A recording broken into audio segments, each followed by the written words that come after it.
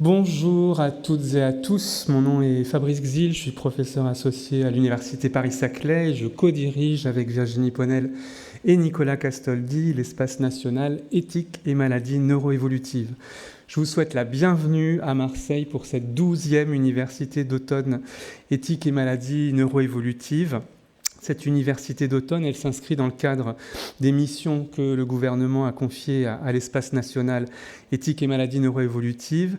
C'est un événement qui nous tient très à cœur pour deux raisons. D'abord parce que ce sont toujours des moments de grâce, des moments hors du temps où nous nous retrouvons, où nous nous ressourçons, professionnels, malades, familles, chercheurs, dans ces 2 jours que nous vous avons concoctés.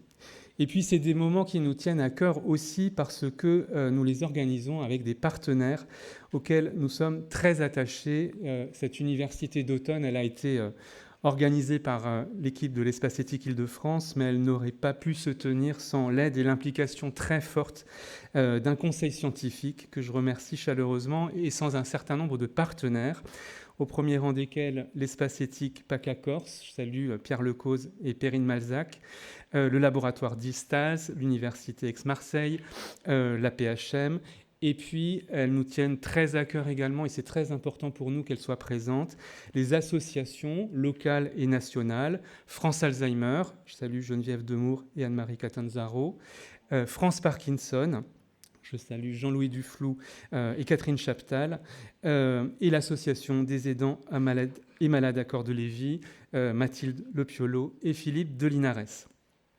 Depuis qu'avec Emmanuel Hirsch, ces universités, tantôt d'été, tantôt d'automne, d'abord Alzheimer, puis maladies neuroévolutives, il nous tient très à cœur que pour penser ces enjeux humains, éthiques, politiques, des maladies neuroévolutives, on puisse mettre autour de la table toutes les personnes concernées, et d'abord les premiers concernés, que sont les personnes malades elles-mêmes, leurs proches, et puis vous, professionnels de santé, du médico-social qui intervenez au quotidien auprès d'eux. Pour nous, faire vivre l'éthique, c'est bien sûr s'appuyer sur des institutions, et le soutien pour nous d'une politique publique depuis très nombreuses années, il est très important, mais ce sont aussi des personnes. Un certain nombre d'entre vous s'en souviennent, la première et la deuxième université éthique et Alzheimer, en 2011 et 2012, elle s'est tenue non loin d'ici, à Aix-en-Provence, en partenariat avec France Alzheimer Bouches-du-Rhône et sa présidente, Marie-Odile de Sana. Aussi, avant de passer la main à Federico Palermiti, qui sera le maître de cérémonie de ces 2 journées, je voudrais rendre hommage à une personnalité qui nous a quittés il y a quelques jours, Marie-Odile de Sana. Marie-Odile a été présidente de France Alzheimer Bouches-du-Rhône pendant 20 ans. Elle a développé des actions innovantes, notamment en musicothérapie, en sport adapté. Elle a été présidente de l'Union France Alzheimer entre 2010 et 2015, à un moment très important pour la constitution de la réponse française au phénomène Alzheimer, puisque c'est le moment du plan présidentiel 2008-2012. Marie-Odile, que vous voyez à l'écran, a été une militante infatigable des droits, et elle nous a beaucoup aidé à faire donner une place à la dimension éthique de l'approche de ces maladies. Elle a été aussi présente à l'international, elle était membre du conseil d'administration d'Alzheimer Europe et d'Alzheimer Disease International, elle a été membre de l'Alliance Alzheimer Méditerranée, lancée par l'AMPA et par Madame Catherine Pastor, et elle a surtout été une aidante, et une ancienne aidante, au service des malades et des familles localement, ici dans les Bouches-du-Rhône. Mon souvenir de Marie-Odile, il est lié à un voyage à un colloque d'Alzheimer Europe il y a quelques années en Pologne. Et pour moi, c'était un peu l'alliance des contraires, passionnée et intransigeante, humble et rigoureuse, et profondément attachée à des valeurs, humble et déterminée. Moi, c'est comme ça que je la résumerai. Et elle se savait écouter et respecter, elle se savait se faire entendre, elle savait faire entendre sa pensée, et elle l'a toujours fait au service des institutions qu'elle représentait et de la cause qu'elle défendait. On est nombreux ici à l'avoir connue, appréciée, aimée, avoir été inspirés par son enthousiasme.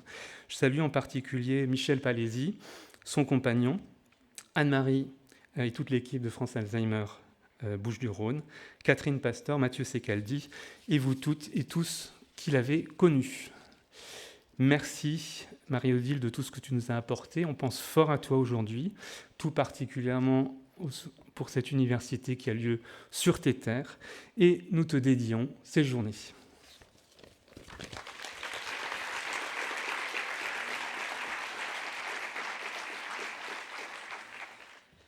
Merci Fabrice, bonjour à toutes et à tous. Je m'appelle Federico Palermiti, un compagnon de route de longue date de l'espace éthique Île-de-France et de l'espace national de réflexion éthique sur les maladies neurologiques évolutives, où je suis en charge depuis l'an dernier d'un programme éthique, territoire et maladies neuroévolutives, avec une première expérimentation à Nice.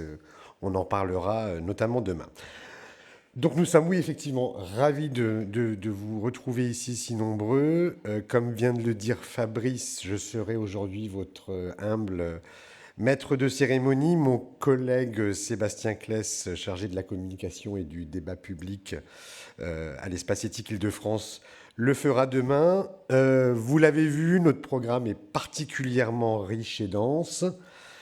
La contrepartie va être, et là je m'adresse à nos intervenants, à nos animateurs, à nos modérateurs de session, le respect d'un timing particulièrement serré. Quand vous me reverrez sur la tribune, ce ne sera pas forcément bon signe. En tout cas, ce sera le signal qu'il vous restera 2 minutes.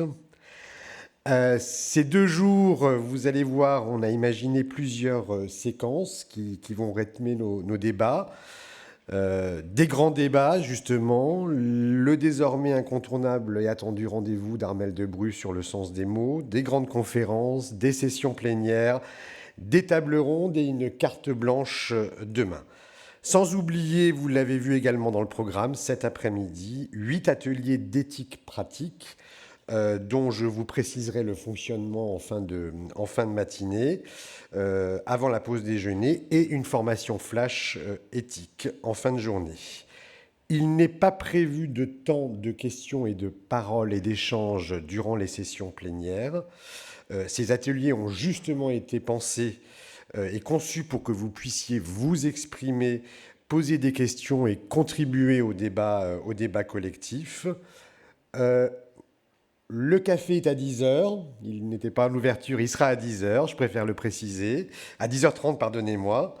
N'oubliez pas de visiter, justement en parlant de café, puisque ce sera dans le même lieu, notre espace partenaire, dans le hall, avec la vue incroyable. Vous n'avez aucune excuse pour ne pas vous y rendre. Vous y trouverez un large choix de documentation mise à disposition et nous avons un stand de librairie pour l'achat d'une sélection d'ouvrages.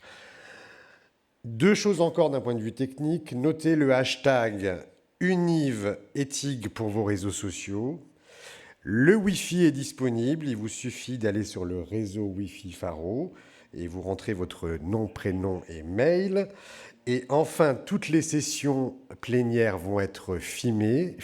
Elles vont être mises à disposition d'ici une dizaine de jours sur la chaîne YouTube de l'Espace éthique. Nous vous souhaitons une belle université d'automne, que l'énergie de nos échanges et la convivialité soient à l'image de la ville de Marseille, flamboyante et vibrante.